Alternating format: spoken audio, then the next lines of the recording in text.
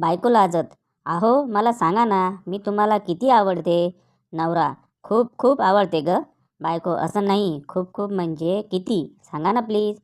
नवरा: म्हणजे इतकी आवडते की असं वाटतं तुझ्यासारख्या 5-6 बायका अजून कराव्यात.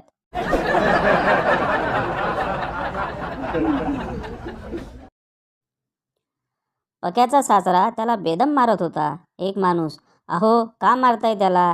सासरे बुवा: अहो ह्या नालायकाच्या बायकोने ह्याला मेसेज पाठवला की तुम्ही बाप बनला आहात, तर ह्याने तो मेसेज ह्याच्या सगळ्या मित्रांना तसाच फॉरवर्ड केला.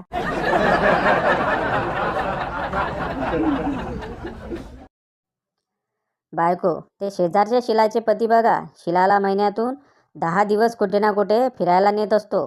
तुम्ही कधी घेऊन जाता. नवरा: मी 4-5 वेळा विचारले होते, पण ती तयारच झाली नाही.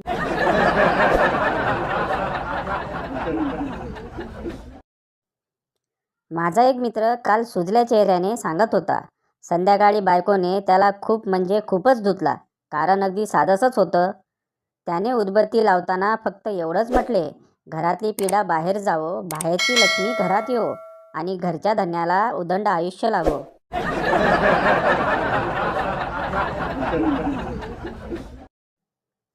बायको: देवा, जन्मोजन्मी हाच नवरा मिळू दे. नवरा: अरे वा, इतका आवडतो मी तुला. बायको: तसे नाही हो, एवढं ट्रेनिंग दिलेलं वाया नाही का जाणार.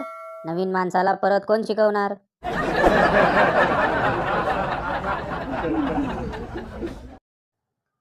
बायको: मला बोलायची इच्छा नाही. तुम्ही माझा वाढदिवस पुन्हा विसरला. असं होतंच कसं. नवरा: तुझा वाढदिवस मी लक्षात ठेवावा असं वाटतंच कसं तुला. तुझे वय वाढलंय असं वाटतच नाही. बायको: खरंच. नवरा म्हणाल: टायमावर डायलॉग आठवला, नाहीतर काही खरं नव्हतं आज.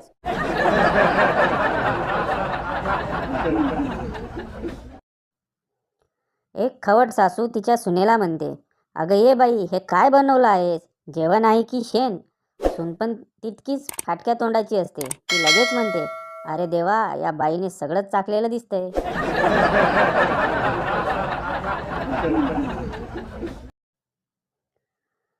प्रश्न: बायको माहेरी गेल्यावर नवऱ्याला रोज फोन का करते. उत्तर: कारण नवऱ्याला आठवण राहिली पाहिजे की धोका टळला नाही, तो परत येईल.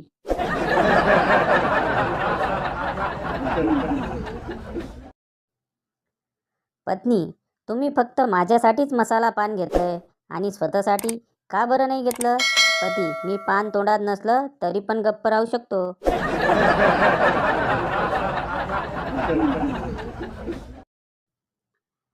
पत्नी: दुबई आणि अमेरिकेला फिरायला जाण्याचा मी विचार करत आहे. त्यात किती पैसे खर्च होतील. पती: 1 रुपया सुद्धा खर्च होणार नाही. पत्नी: कसे काय. पती: विचार करण्याचे पैसे लागत नाही.